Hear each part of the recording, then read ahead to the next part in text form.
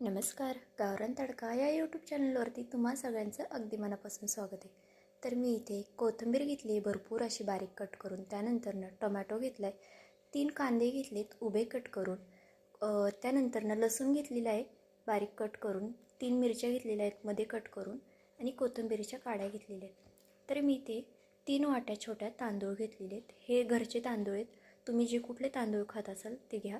त्यानंतरनं काळे वाल घेतलेले आहेत वल्ले आणि एक मोठा बटाटा कट करून घेतलेला आहे.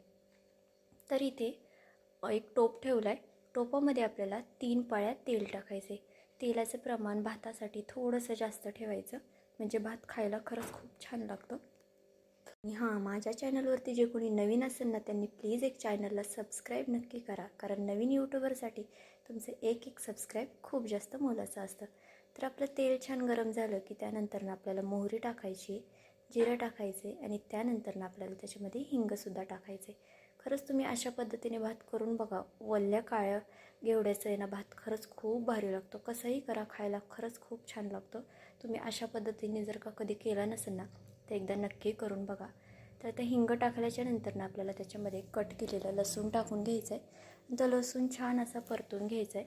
लसूण परतल्याच्या नंतर ना आपल्याला त्याच्यामध्ये मिरच्या ज्या आहेत ना कट करून घेतलेल्या त्या टाकायच्यात आणि कोथिंबीरीच्या काड्यासुद्धा टाकायच्यात आणि हे आपल्याला अर्धा मिनिटभर छान असं परतून घ्यायचं आहे.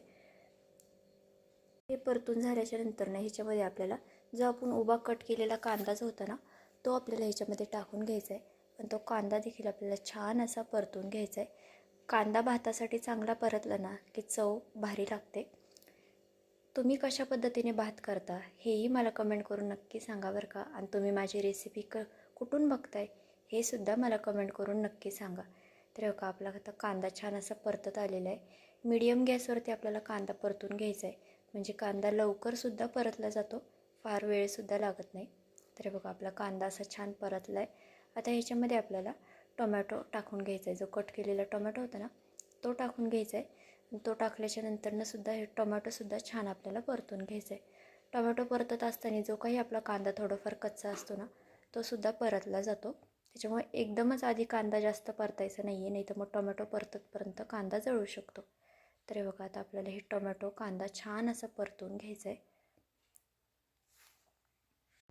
ह्या मसाले भातामध्ये तुम्ही शेंगदाणे हवे असेल तर तुम्ही शेंगदाणे टाकू शकता, किंवा मग सोयाबीन टाकू शकता, किंवा मग तुम्ही पावट्याचा करू शकता, वाटाण्यांचा करू शकता, कशाचाही करू शकता.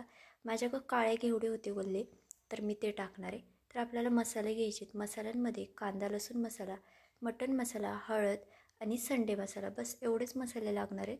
जास्त मसाले लागत नाही आणि मसाल्याचं प्रमाणही थोडंच लागतं, कारण आपण त्याच्यामध्ये हिरव्या मिरच्या टाकलेल्या आहेत त्याच्यामुळे. मसाला जास्त टाकू नका, नाहीतर मग भात कसा असा झणका मारतो.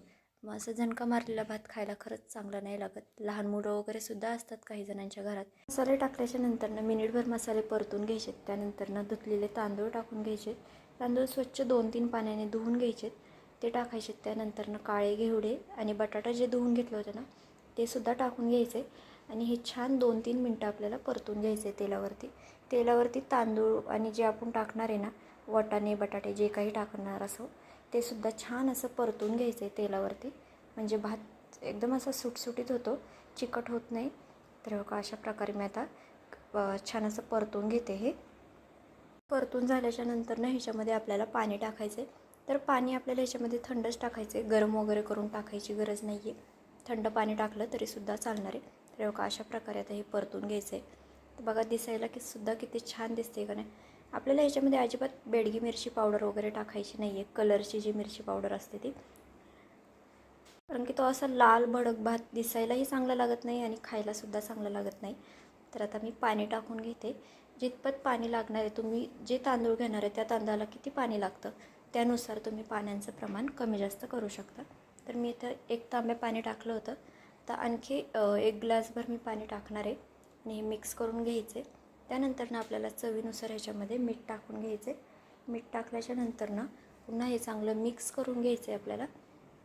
मिक्स केल्याच्या नंतर गॅसची फ्लेम आहे ना थोडीशी मोठी ठेवायची आपल्याला. गॅस फास्ट करायचा आहे आणि फास्ट गॅसवरती आपल्याला ह्याला एक उकळी काढून घ्यायची. उकळी आल्याच्या नंतर आपल्याला ह्याच्यावरती झाकण ठेवायचं आहे, लगेच झाकण ठेवायचं नाही आहे. आता उकळी आलेली आहे. उकळी आले. आता आपण हे छान असं मिक्स करून घेऊया. कोथिंबीर वगैरे लगेच टाकायची नाही आहे, कोथिंबीर लास्टला टाकायची. आता हे मिक्स केलं आहे. आता गॅस पूर्ण बारीक करायचा आणि ह्याच्यावरती आपल्याला झाकण ठेवायचं आहे. लगेच आधीमध्ये उघडून बघायचं नाही आहे. ज्यावेळेस पूर्ण पाणी आटलेलं असेल ना, आपल्याला कळलं ना की पूर्ण पाणी आटलं आहे, त्यावेळेस हे काढायचं आणि मग चेक करायचं. मी मध्ये एकदा चेक केलं होतं पाणी आटल्याच्या नंतरनं. मला थोडासा कच्चा वाटला होता भात, म्हणून मी थोडंसं पाणी वरून पुन्हा टाकलं होतं. थंडच पाणी टाकलेलं, गरम पाणी टाकलं नव्हतं. तर बघा आता आपला भात पूर्णपणे झालेला आहे. आता याच्यामध्ये भरपूर अशी कोथिंबीर टाकायची आहे. छान असं मिक्स करून घ्यायचं आहे आणि गॅस बंद करायचं आहे आपल्याला. मिक्स करून झाल्याच्या नंतरनं गरमागरम मसाले भात, त्याच्यासोबत पापड किंवा लोणचं. तर या सगळ्यांनी खायला. तर तुम्हाला माझी ही रेसिपी कशी वाटली मला कमेंट करून नक्की सांगा. चॅनलवरती जे कोणी नवीन असेल त्यांनी प्लीज एक चॅनलला सबस्क्राईब नक्की करा. चला तर भेटूया आपण नवीन रेसिपीसोबत. तोपर्यंत बाय बाय.